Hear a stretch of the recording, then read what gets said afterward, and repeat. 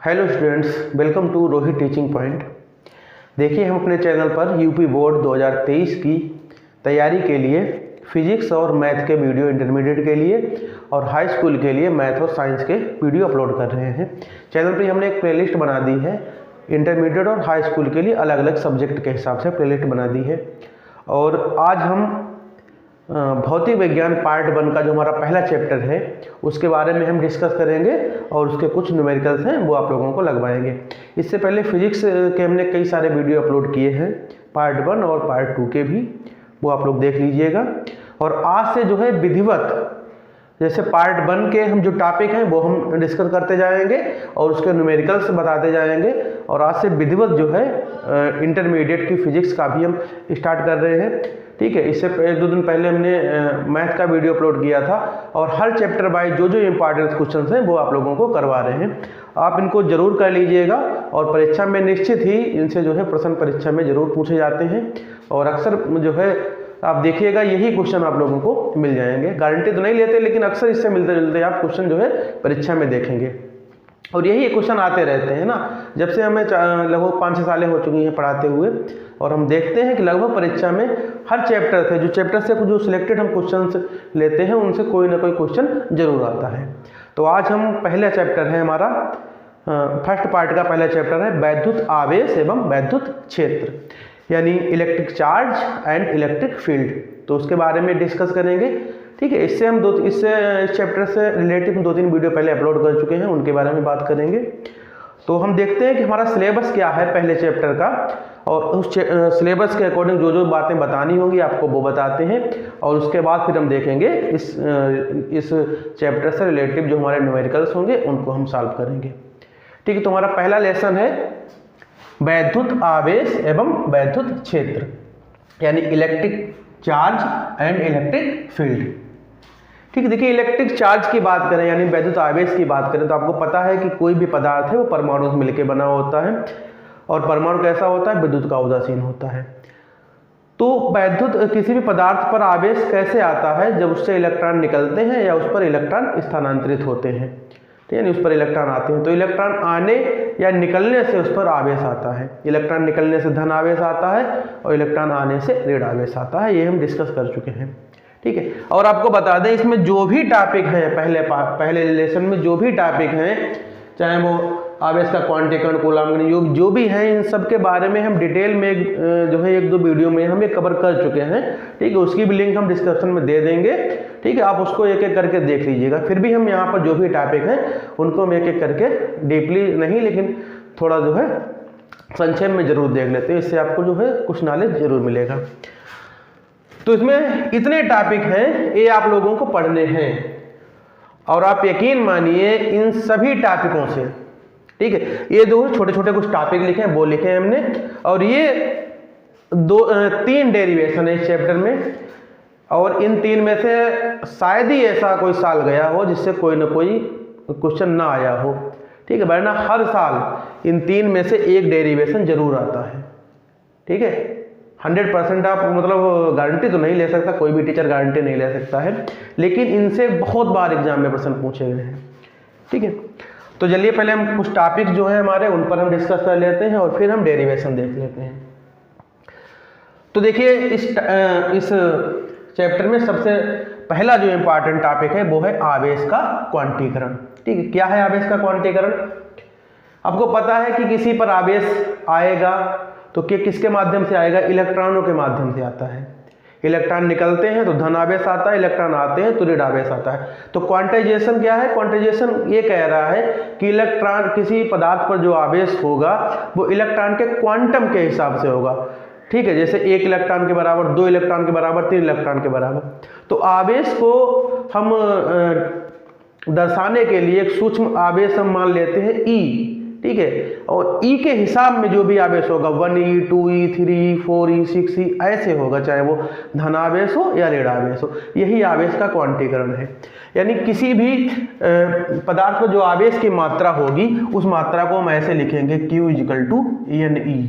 ठीक है, चाहे वो पॉजिटिव आवेश हो या नेगेटिव आवेश हो। ठीक है, तो कोई भी किसी भी चालक पर जो आवेश होता है वो E का पूर्ण गुणक होता है।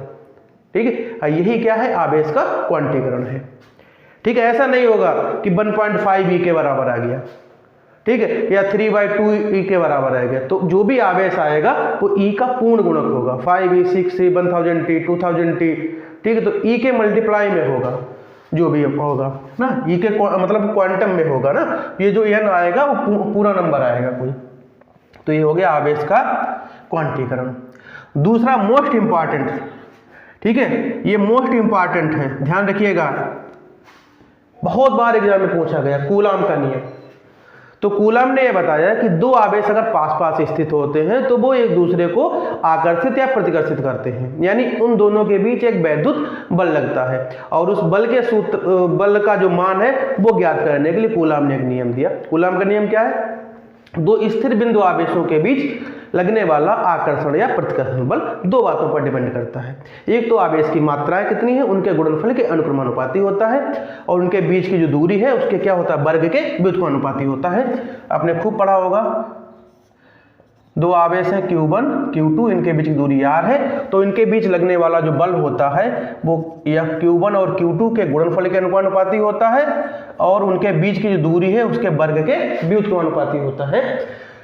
ठीक है, तो ये कंबाइंड कर देते हैं, Q प्रोपोर्शनल क्या आ जाता है, Q1 Q2 अपान r स्क्वायर। ठीक है, ये कूलाम का नियम है। यहाँ पर एक कांस्टेंट जोड़ते हैं, ध्यान होगा आपको, 1/4πε0 × k Q1 Q2 अपान r स्क्वायर। ठीक है, तो ये देखिए जो रिवीजन वर्क चल रहा है ना, तो आप इसको जो है पढ़ा होगा आपने, और इसका डिटेल वीडियो हम डिस्क्रिप्शन में दे देंगे। ये कूलाम का नियम वो भी हमने पढ़ा चुके हैं। ठीक है, तो कूलाम का नियम क्या कहता है, दो स्थिर बिंदु आवेशों के बीच जो बल लगता है वो उनकी मात्राओं के गुणनफल के अनुपाती होता है, उनके बीच की दूरी के वर्ग के व्युत्क्रमानुपाती होता है, यानी दूरी बढ़ाएंगे, ठीक है, तो जो बल है वो स्क्वायर में कम होगा। ठीक है, यानी दूरी अगर डबल कर देंगे तो बल 4 गुना कम हो जाएगा। ये कूलाम का नियम हो गया, आवेश का क्वांटीकरण हो गया। तीसरा जो टॉपिक है वो क्या है, वैद्युत क्षेत्र। तो देखिए वैद्युत क्षेत्र क्या होता है समझिए पहले, इसकी परिभाषा की अगर बात करें, परिभाषा भी हम दिखा चुके हैं, ठीक है, उसका भी वीडियो हम दे देंगे आपको। ये 2-3 वीडियो इनकी हम लिंक डिस्क्रिप्शन में दे देंगे, आप डिटेल में चेक कर सकते हैं। परिभाषा ये होती है, अब देखिए आप भाई, आपको पता है कि कूलाम के नियम से क्या है, कोई भी आवेश अगर रखा हुआ है तो उसके आसपास कोई आवेश रखते हैं तो उस पर एक बल लगने लगता है। ठीक है, तो ये कोई ऐसे आवेश रखा हुआ, इस आवेश के चारों ओर का ऐसा एरिया जिसमें कोई हम आवेश रखें तो उस पर क्या होता है, एक बल लगता है। यानी किसी आवेश के चारों ओर का वह क्षेत्र जिसमें किसी परीक्षण आवेश को रखने पर उस पर एक वैद्युत बल लगता है, उस आवेश के चारों ओर का क्या कहलाता है, वैद्युत क्षेत्र कहलाता है, यानी उस आवेश से संबंधित वैद्युत क्षेत्र कहलाता है।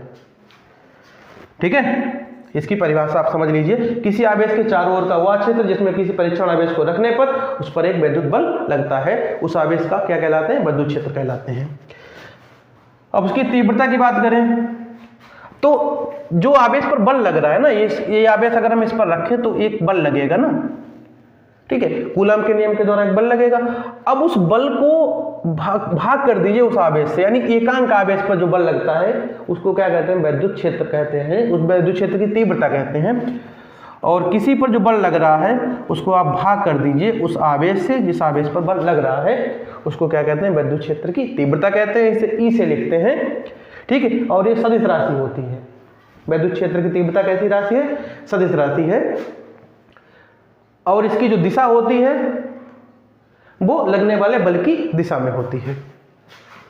ठीक है, तो E = ये होता है, सदिश राशि होती है, F/Q0 होती है। ठीक है, किसी आवेश के कारण जो तीव्रता होती है उसका सूत्र आपको पता होगा, E = क्या होता है, 1/4πε0 × k Q/r², ये तीव्रता का सूत्र होता है। अब हम बात करते हैं वैद्युत द्विध्रुव की। ठीक है, द्विध्रुव को भी समझा चुके हैं, द्विध्रुव क्या होता है डीपली आप एक बार समझ लीजिए। द्विध्रुव क्या होता है, एक प्लस का आवेश हो, एक माइनस का आवेश हो, दोनों की मात्रा बराबर हो और उनको आप अल्प दूरी यानी पास पास रख दीजिए आप। ठीक है, तो दो आवेश, दो चार्ज, एक पॉजिटिव एक नेगेटिव, यानी उनकी जो प्रकृति हो वो अलग अलग हो, उनको पास पास रख दीजिए, यानी समान प्रकृति के समान परिमाण के तथा विपरीत प्रकृति के दो आवेशों को अल्प दूरी पर रखने से जो सिस्टम बनता है, जो निकाय बनता है, उसको क्या कहते हैं? वैद्युत द्विध्रुव कहते हैं। ठीक है, जैसे एक प्लस का आवेश ले लीजिए, एक माइनस का आवेश ले लीजिए। एक प्लस का आवेश लो, उतना ही कैसा ले लो, माइनस का ले लो। ठीक है, और तो उनके बीच का गैप है बहुत कम हो, तो ये जो बनता है इसको क्या कहते हैं? द्विध्रुव कहते हैं। ठीक है, द्विध्रुव के बीच की दूरी को हम 2l मानते हैं। ठीक है, 2l इसलिए मानते हैं क्योंकि उनमें एक केंद्र भी होता है, एक l इधर ले लेते हैं, एक इधर ले लेते हैं, इसलिए हम 2l मानते हैं। ये हो गया वैद्युत द्विध्रुव। इसका आघूर्ण की बात करें, ठीक है, तो द्विध्रुव के आघूर्ण को p से लिखते हैं, और आघूर्ण बराबर क्या होता है? द्विध्रुव के एक आवेश का परिमाण और उनके बीच की दूरी, ये होता है द्विध्रुव का आघूर्ण। तो इस चैप्टर में इतने ये 60 टाइप के आंसर पूछे जाते हैं। ये एक तरीके से परिभाषाएं हैं, और यकीन मानिए कि बोर्ड एग्जाम में इन परिभाषाओं में से एक परिभाषा जरूर पूछी जाएगी। ठीक है, तो इनको आप अच्छी तरीके से समझ लीजिएगा। इनका जो डिटेल्ड वीडियो है वो हम आप लोगों को जो है डिस्क्रिप्शन में दे देंगे, जो हमने नोट्स बनवा के लिखाए हुए हैं। अब हम बात करते हैं 3 डेरिवेशन है इसमें। ठीक है, तो इन 3 डेरिवेशनों में भी एक डेरिवेशन जरूर आता है बोर्ड एग्जाम में। पहला क्या है कि एक समान वैद्युत क्षेत्र में रखे द्विध्रुव पर लगने वाले बलयुग्म का आघूर्ण। याद करिएगा, एक डेरिवेशन हम करा चुके हैं ऐसे कि एक समान वैद्युत क्षेत्र है, ठीक है, उसमें कोई द्विध्रुव रखा हुआ है। ठीक है, तो उसमें एक द्विध्रुव रखा हुआ है। द्विध्रुव कैसे बनता है? -q और +q आवेश ले लीजिए, इनके बीच की दूरी 2l है, और ये विद्युत क्षेत्र की दिशा है, और द्विध्रुव जो है क्षेत्र से थीटा कोण पर रखा हुआ है। ठीक है, तो इस पर लगने वाला जो बल हो जाएगा वो कितना हो जाएगा? QE हो जाएगा, और इस पर लगने वाला भी बल कितना हो जाएगा? QE हो जाएगा। ये बल इस दिशा में लगेगा और ये वाला बल इस दिशा में लगेगा, तो एक बलयुग्म बना लेंगे। और बलयुग्म का आघूर्ण क्या होता है? बल गुणे उनके बीच की लंबवत दूरी। तो बल कितना है?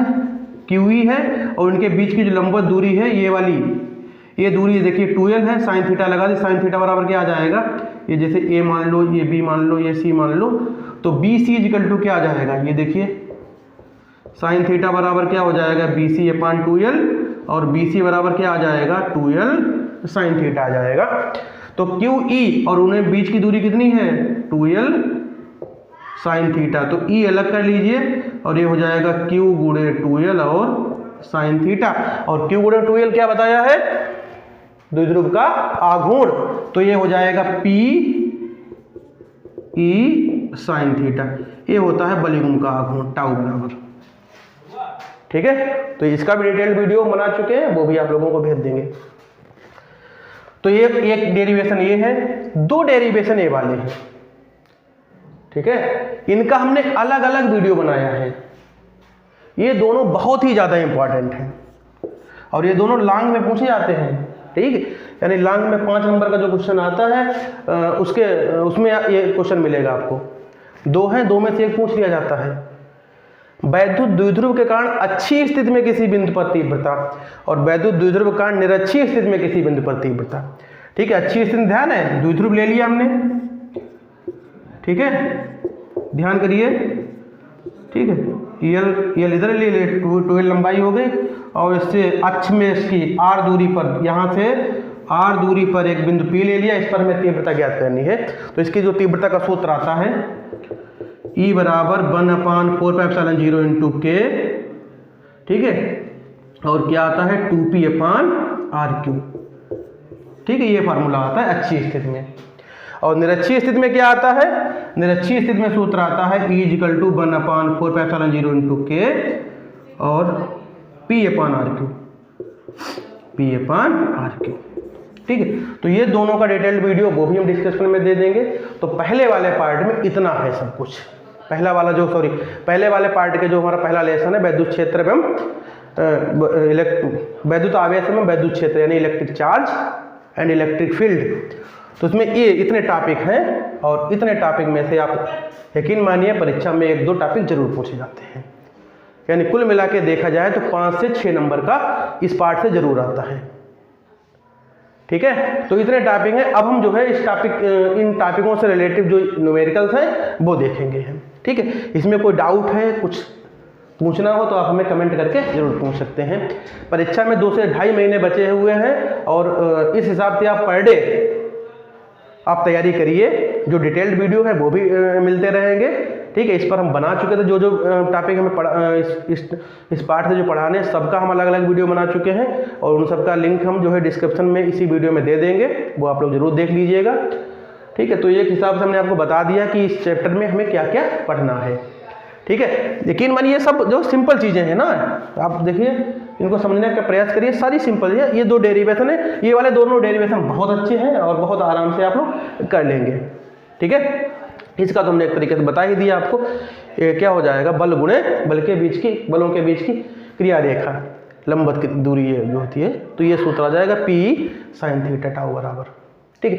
2 कंडीशन होती है इसमें, अगर द्विध्रुव क्षेत्र के समांतर रखा थीटा बराबर 0 हो जाएगा तो लगने वाला बल भी 0, बलिगुण का आघूर्ण भी 0 हो जाएगा। अगर लंबवत रखा है तो टाउ मैक्सिमम होगा, P हो जाएगा sin थीटा का मान बना जाएगा, ठीक है। तो अब हम चलते हैं इस पर जो न्यूमेरिकल्स पर, देखते हैं कौन कौन से क्वेश्चन हैं जो इसमें आ सकते हैं, ठीक है। तो बने रहिए वीडियो पर और जो है हम न्यूमेरिकल शुरू करते हैं इसके, ठीक है। तो देखिएगा भाई, फर्स्ट पार्ट में हमारे जो पहला लेसन है वैद्युत क्षेत्र, वैद्युत आवेश एवं क्षेत्र, इसमें कौन कौन से प्रश्न परीक्षा में किस प्रकार पूछे जाते हैं। तो देखिए सबसे ज़्यादा बार जो प्रश्न आया हुआ है वो ये है, किसी वैद्युत द्विध्रुव के कारण इसकी अच्छी स्थिति यानी अनुदैर्ध्य स्थिति में किसी बिंदु पर वैद्युत क्षेत्र की तीव्रता के सूत्र का निगमन कीजिए, ठीक है, जो हम भी बता रहे थे ना।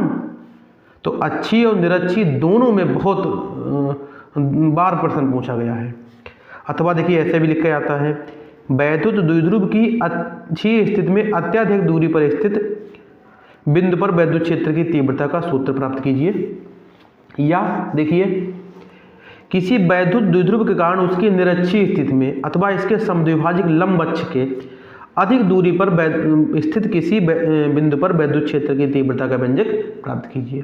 तो ये दोनों जो फार्मूले हैं ये हम करा चुके हैं अलग अलग वीडियो में, तो इनकी लिंक हम डिस्क्रिप्शन में दे देंगे, वो आप लोग देख लीजिएगा, ठीक है।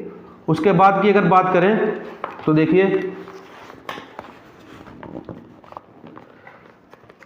क्या है, वैद्युत द्विध्रुव आघूर्ण से क्या तात्पर्य है, ठीक है। एक समान वैद्युत क्षेत्र में स्थित वैद्युत द्विध्रुव पर लगने वाले बलगुण के आघूर्ण का सूत्र प्राप्त करिए। और देखिए ये कितने बार प्रश्न आ चुका है, देखिएगा 2001 में, 2 में, 3 में, 5 में, 8 में, 12 में, ठीक है। और जो हम बता रहे थे वैद्युत द्विध्रुव तथा वैद्युत द्विध्रुव आघूर्ण से आप क्या समझते हैं।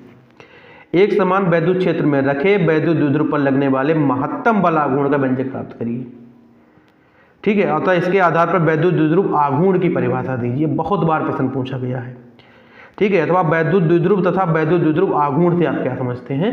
तो ये दोनों टॉपिक जो है डिस्कस कर चुके हैं और जो है डिटेल्ड वीडियो में भी हम आपको जो उसका लिंक है वो भी दे देंगे। तो इस टॉपिक के इतने प्रश्न इसमें पूछे जाते हैं, ठीक है। ये सब लॉन्ग में है, ठीक है। तो इसमें छोटे छोटे टॉपिक बना के साइड में भी पूछ सकते हैं इनको। अब हम आंकिक प्रश्नों की बात करें तो आंकिक प्रश्नों के लिए देखिए कुछ चीज़ें हैं जो आपको पता होनी चाहिए, ठीक है। ई का मान कितना होता है, इलेक्ट्रॉन पर आवेश जो है ये होता है -1.6 × 10⁻⁻19 कूलम। प्रोटॉन पर आवेश इतना ही होता है लेकिन धनावेश होता है। अल्फा कण जो होता है उस पर 2e के बराबर धनावेश होता है, ठीक है। तो e को 2 से गुणा करें तो 3.2 × 10⁻⁻19 कूलम आ जाएगा। ये इलेक्ट्रॉन का द्रव्यमान है, ये प्रोटॉन का द्रव्यमान है, ठीक है। ये अल्फा कण का द्रव्यमान है और 1/4πε0 का मान, ठीक है। याद रखिएगा 1/4πε0 का मान कई बार हम जो है यूज करेंगे और इसका मान होता है 9 × 10⁹, ठीक है। और इसका मात्रक जरूर याद करिएगा न्यूटन मीटर स्क्वायर प्रति कूलम स्क्वायर। निर्वात की वैद्युतशीलता ε0 का मान, ठीक है। ये डायरेक्ट केवल मान पूछ लिया जाता है 8.86 × 10⁻⁻12। इसका यूनिट जो मात्रक होता है वो होता है कूलम स्क्वायर प्रति न्यूटन मीटर स्क्वायर, ठीक है। ये कैपिटल जी का मान होता है और ये स्मॉल जी का मान होता है। आवेश का क्वांटीकरण जानते हैं आप क्या होता है, Q = ±n, जहाँ n बराबर क्या होता है 1 2 3 4 इस तरीके से होता है, ठीक है। ये शुरुआत के क्वेश्चन हम करा चुके थे ठीक है, फिर भी जो है आप लोगों को बताते चलते हैं। एक आवेशी चालक में 4000 इलेक्ट्रॉन बाहुल्य में है, यानी अधिकता में है। चालक पर उपस्थित कुल आवेश तथा इसकी प्रकृति ज्ञात कीजिए। ठीक है, तो एक आवेश पर कितना इलेक्ट्रॉन, एक इलेक्ट्रॉन पर कितना आवेश होता है? 1.6 × 10⁻⁻19 कूलम है। और इलेक्ट्रॉन बाहुल्य में है। बाहुल्य का मतलब है कि इलेक्ट्रॉन की जो है अधिकता है, यानी ज़्यादा इलेक्ट्रॉन है। तो ज़्यादा है तो नेगेटिव आवेश आ जाएगा, तो 4000 E के बराबर आवेश आ जाएगा। इससे आप गुणा करेंगे इसको तो इतना आ जाएगा 6.4 × 10⁻⁻16। ठीक है, एक कूलम आवेश कितने इलेक्ट्रॉन के बराबर होता है ये भी हम जो है कर चुके हैं। और ठीक है, तो देखिए जो इंपॉर्टेंट क्वेश्चन है वो हम करा देते हैं आपको। एक ये वाला प्रश्न बहुत पूछा जाता है कि एक कूलम आवेश में कितने इलेक्ट्रॉन होते हैं। ठीक है, एक कूलम आवेश में कितने इलेक्ट्रॉन होते हैं। तो देखिए आवेश कितना है? आवेश है 1 कूलम। ठीक है, और पूछे गए हैं नंबर ऑफ इलेक्ट्रॉन पूछे गए हैं। तो क्वांटीकरण आवेश का क्या होता है? Q = Ne होता है। ठीक है, तो N = क्या हो जाएगा? Q/E हो जाएगा। ठीक है, Q का मान कितना है? 1 कूलम और E का मान 1.6 × -19 ये होता है। तो देखिए इसको सॉल्व कर लीजिए आप। ये दशमलव हटाइए, यहाँ 0 ले लीजिए तो 10/16 हो जाएगा। और यहाँ -19 है, उनको ऊपर ले जाइए तो ये हो जाएंगे प्लस के 19 हो जाएंगे। ठीक है, 16 से भाग कर दीजिए इसको। ठीक है, तो इसको भाग करेंगे तो देखिए 0 पॉइंट लगेगा, 100 हो जाएंगे ना, तो 100 × 96 हो जाएंगे, 4 बचेंगे 40 हो जाएंगे, 16 दूनी 32, 8 बचेंगे, 16 पंचे 80 × 10⁻19। इसको स्टैंडर्ड फॉर्म में लिखें, 1 नंबर आगे बढ़ा दीजिए तो ये हो जाएंगे 6.25 × 10⁻18। इतने इलेक्ट्रॉन चाहिए एक कूलम आवेश के लिए। ठीक है, तो ये बहुत बार प्रश्न पूछा गया था। ठीक है, तो ये देख लीजिए आप। और ये देखिए दूसरा प्रश्न बहुत बार पूछा गया है। 3.2 कूलम आवेश कितने इलेक्ट्रॉनों द्वारा निर्मित होगा? तो 3.2 कूलम पूछा गया है और कितने इलेक्ट्रॉनों के द्वारा ये निर्मित हो गया। देखिए 3 बार प्रश्न आ गया है, 2010 में, 2011 में, 2012 में 3 बार पूछा गया है। तो आवेश कितना है? 3.2 कूलम और हमें पता करने नंबर ऑफ इलेक्ट्रॉन। तो देखिए आवेश कितना है? 3.2 कूलम और हमें नंबर ऑफ इलेक्ट्रॉन ये पूछे गए हैं। तो देखिए नंबर ऑफ इलेक्ट्रॉन क्या होते हैं? Q/E होता है ना। तो आवेश कितना है? 3.2 कूलम और E का मान क्या होता है? 1.6 × 10⁻19 होता है ना। तो देखिए दशमलव हट जाएगा तो ये हो जाएंगे 32/16 और 19 है, इनको आप ऊपर भेज दीजिए तो ये हो जाएंगी प्लस की 19। ठीक है, 16 एकम 16 और 16 दूनी 32। तो N = कितने आ जाएंगे? 2 × 10⁻19। ठीक है, इतने इलेक्ट्रॉन चाहिए हैं 3.2 कूलम आवेश के लिए। ठीक है, ये भी बहुत बार पूछा गया है। ये देखिए क्वेश्चन नंबर 7, ये भी बहुत अच्छा क्वेश्चन है।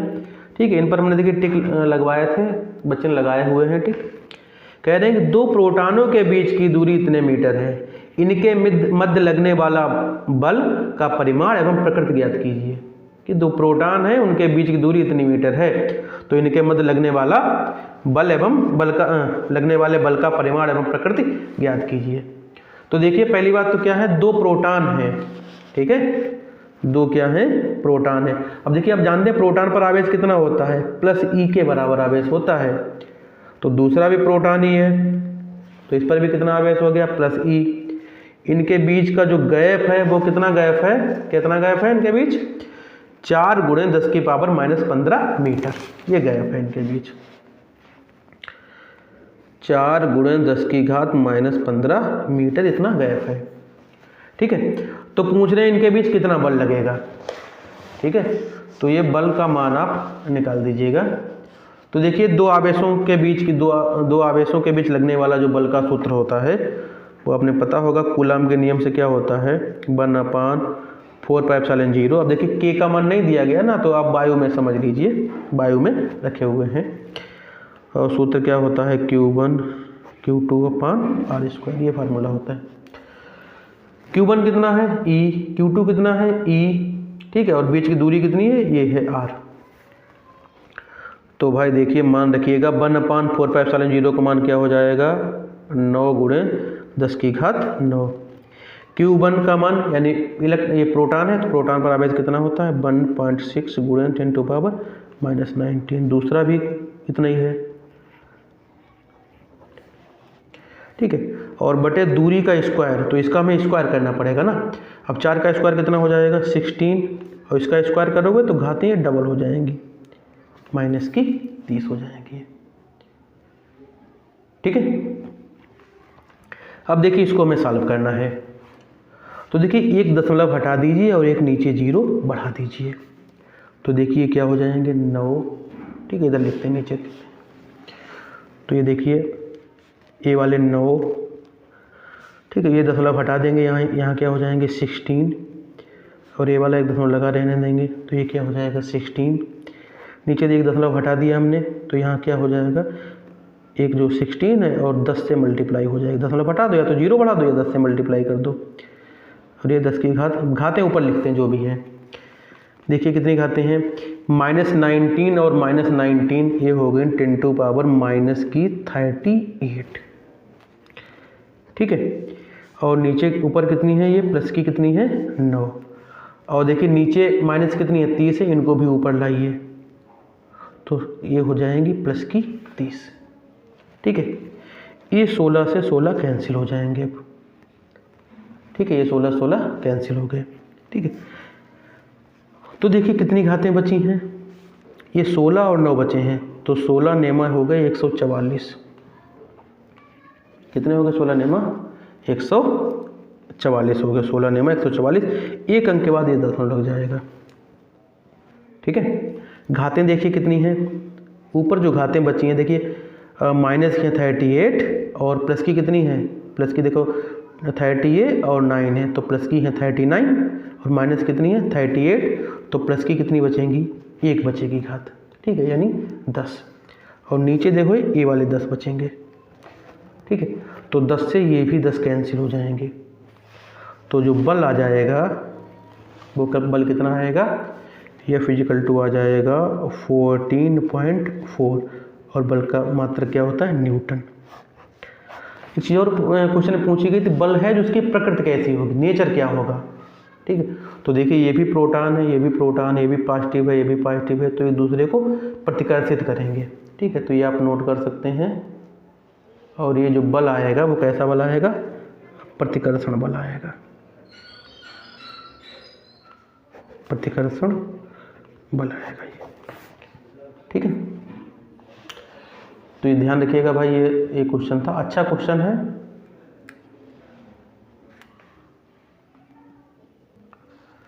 ठीक है। तो ऐसे ही देखिए कई सारे और क्वेश्चन हैं, आप देख सकते हैं, और ये जो है ये जो क्वेश्चन है इनमें जो इम्पॉर्टेंट है, ठीक है, बहुत सारे क्वेश्चन हैं, तो ये जो क्वेश्चन जो इम्पॉर्टेंट है, और ये हम नेक्स्ट वीडियो में आप लोगों के करवाएंगे, ठीक है। तो आज जो है न्यूमेरिकल्स की हम शुरुआत कर रहे थे एक तरीके से। तो पहले हमने क्या किया, जो भी क्या नाम पार्ट में जो चीज़ें बताने वाली थी उनको सबको हमने डिस्कस किया, ठीक है। और उसके बाद जो न्यूमेरिकल्स थे, जो क्वेश्चन आते हैं किस हिसाब से, वो हमने डिस्कस किया, और 1-2 क्वेश्चन करवाए हैं, और नेक्स्ट वीडियो में केवल न्यूमेरिकल्स करवाए जाएंगे, ठीक है, और वो भी बहुत जल्दी वीडियो अपलोड होगा, ठीक है। तो आप लोग चैनल पर बने रहिए, ठीक है। वीडियो देखने के लिए आपका बहुत बहुत धन्यवाद, थैंक यू वेरी मच।